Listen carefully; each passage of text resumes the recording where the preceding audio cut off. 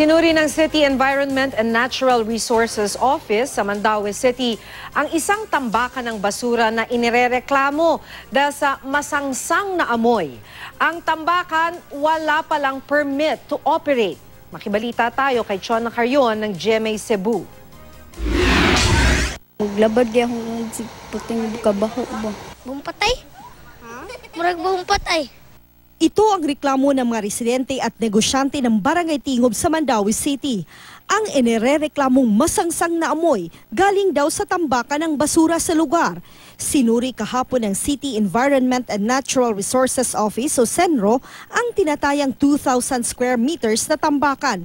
Mula January 22 raw, may nagtatapon ng shredded plastic waste na mula raw sa Korea.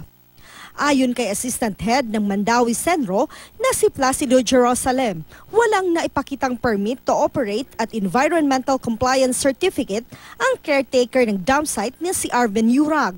Kahit ang nagmaneho ng dump truck na naghakot ng basura, wala ring naipakitang permit to transport. Gikan na siya sa Korea.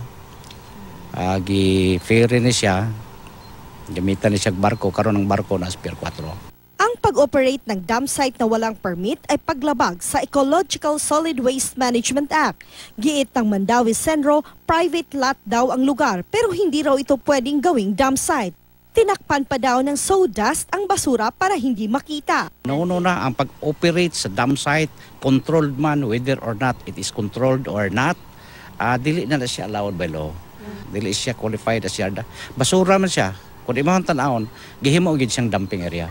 Sabi ng caretaker, siya lang ang pumipirma kapag may nagdi-deliver ng basura. Hindi niya alam kung anong gagawin sa mga nasabing basura, saan galing at kung sino ang may-ari nito. Pirma ra na mabot truck, mabot. Ana, pirma niya. Asisan gamay. Napag-alaman ng mga otoridad na ang mga basura ay gagawin daw PVC pipes. Pinatawag at hinahanap na ang may-ari ng dump site. Kinordona na rin ang lugar.